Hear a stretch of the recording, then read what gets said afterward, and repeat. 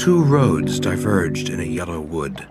and sorry I could not travel both, and be one traveler. Long I stood, and looked down one as far as I could, to where it bent in the